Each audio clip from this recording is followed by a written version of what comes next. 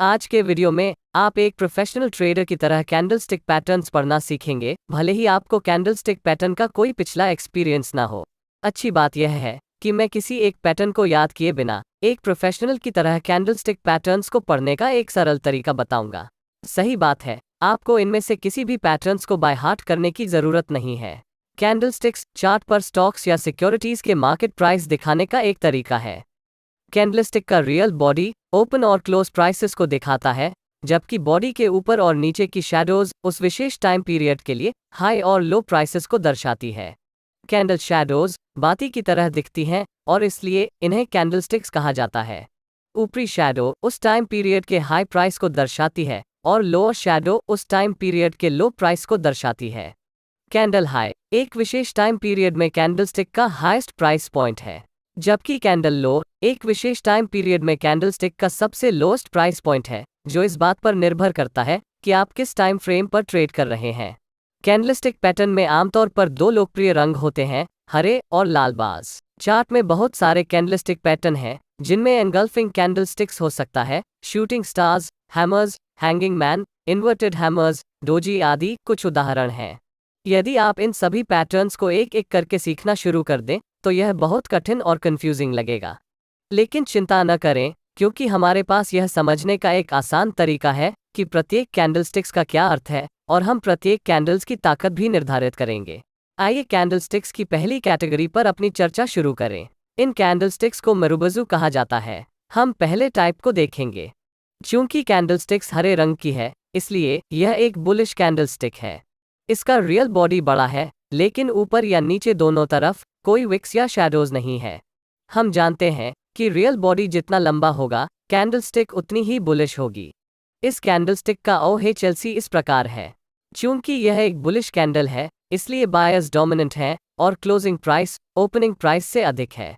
Candle के दोनों तरफ कोई विक्स नहीं है, इसलिए हाई और लो प्राइसेस क्लोज और ओपन प्राइसेस के साथ ओवरलैप होती है। बेयरिश मरुबजू की ओर बढ़ेंगे, जो बुलिश मरुबजू के समान है। बेयरिश मरुबजू एक बुलिश मरुबजू के समान है, लेकिन यह पैटर्न सबसे मजबूत बेयरिश पैटर्न है। एक बेयरिश कैंडलस्टिक के लिए ओपन प्राइस क्लोजिंग प्राइस की तुलना में अधिक होती है। ऐसा इसलिए है क्योंकि सेलर्स सभी अवेलेबल प्राइसेस पर बेचने को तैयार हैं। एक बेयरिश मरुबजू इंगित करता है कि स्टॉक में इतना अधिक सेलिंग प्रेशर है कि मार्केट पार्टिसिपेंट्स वास्तव में हर उपलब्ध प्राइस पॉइंट्स पर इतना अधिक बेच रहे हैं कि कैंडल अपने लोएस्ट प्राइस पॉइंट के पास क्लोज हो गया। एक बेयरिश मरुबजू के मामले में ओपन और हाई प्राइसेस कोइंसाइड होती हैं, जबकि लो और क्लोजिंग प्राइसेस ओवरलैप होती हैं। इस कैंडलस्टिक में एक बड़ा रियल बॉडी होता है, जिसके दोनों एंड्स पर कोई विक्स नहीं होती है, जो एक मजबूत सेलिंग प्रेशर और बुल्स द्वारा खरीद या ऑपोजिशन की पूरी कमी का संकेत देता है। चलो हैमर के बारे में बात करते हैं। एक पिनबार को हैमर तब माना जाता है जब यह डाउनट्रेंड के अंत में दिखाई देता है। हैमर में ऊपरी एंड पर एक रियल बॉडी के साथ एक लंबी लोअर शैडो होता है। लोअर शैडो जितनी लंबी होगी, पैटर्न उतना ही बुलिश होगा। हैमर के लिए पूर्व ट्रेंड एक डाउन ट्रेंड होना चाहिए। हमें फॉलोइंग तरीके से हैमर पैटर्न की कल्पना करनी चाहिए। बाजार एक मौजूदा डाउन ट्रेंड में है, इसलिए बेयर्स बाजारों के पूर्ण नियंत्रण में है। जब एक हैमर पैटर्न बनता है तो प्राइस और भी कम हो जाती है और यह एक नया लोअर लेवल बनाती है। हैमर फॉर्मेशन पर प्राइस एक्शन यह इंगित करती है कि बुल्स ने कीमतों को और नीचे गिरने से रोकने का प्रयास किया। इसका मतलब है कि बेयर्स ने बाजार को नीचे लाने का प्रयास किया, लेकिन वे ऐसा करने के अपने प्रयास में सफल नहीं हुए, क्योंकि बुल्स ने इतना अधिक बाइंग प्रेशर उत्पन्न किया कि कैंडलस्टिक के ओपन प्राइस के करीब प्राइस क्लोज हो गई। बुल्स के इस कदम से शेयर के सेंटिमेंट में बदलाव की संभावना है।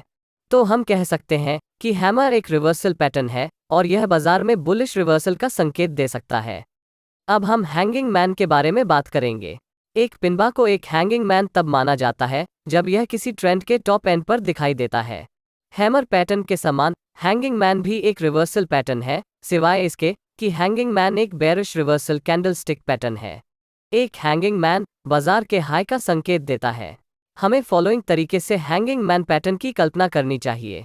बाजार एक मौजूदा अप ट्रेंड में है, इसलिए बुल्स बाजार पर पूर्ण नियंत्रण में है। अप ट्रेंड के टॉप पर एक हैंगिंग मैन इंगित करता है कि बेयर्स ने प्रवेश किया है। यह हैंगिंग मैन की लंबी लोअर शैडो से संकेत मिलता है, जो दर्शाता है कि बेयर्स बुल्स के डोमिनेंस को रोकने की कोशिश कर रहे हैं। बुल्स ने प्राइसेस को ऊपर बढ़ाने की कोशिश की, लेकिन बेयर्स ने बहुत अधिक सेलिंग प्रेशर बनाने में कामयाबी हासिल की कि कीमत एक छोटे से रियल बॉडी का फॉर्मेशन करते हुए ओपन प्राइस के बहुत करीब क्लोज हो गई। और इस बात की बहुत अधिक संभावना है कि बाजार का ट्रेंड रिवर्स हो जाएगा। और हैंगिंग मैन एक अच्छा संकेत है कि बाजार में बेरिश ट्रेंड बना रहेगा और यह स्टॉक को शॉर्ट करने का भी एक अच्छा समय है। आइए पहले एक इन्वर्टेड हैमर के बारे में बात करते हैं। यह आमतौर पर एक डाउन ट्रेंड के अंत में होता है। यह सबसे कमजोर बुलिश कैंडल है। कैंडलस्टिक की रेंज या इसका रियल बॉडी बहुत छोटा है। इसके अलावा ओपन और क्लोज प्राइसेस एक दूसरे के करीब हैं, जो बाइंग इंटरेस्ट में कमी का संकेत देती हैं। लंबे अपविक संकेत देते हैं कि बुल्स ने कीमत को ऊपर लेने की कोशिश की, लेकिन बेयर्स द्वारा एक बड़ा सेलिंग प्रेशर हुआ था। यह इंगित करता है कि कमजोर बायर्स बाजार के कंट्रोल में हैं और एग्जिस्टिंग सेंटिमेंट में संभावित बदलाव हो सकता है। तो हम कह सकते हैं कि भले ही एक हरी कैंडलस्टिक बनाई गई हो, सेलर्स वास्तव में बाजार के नियंत्रण में हैं।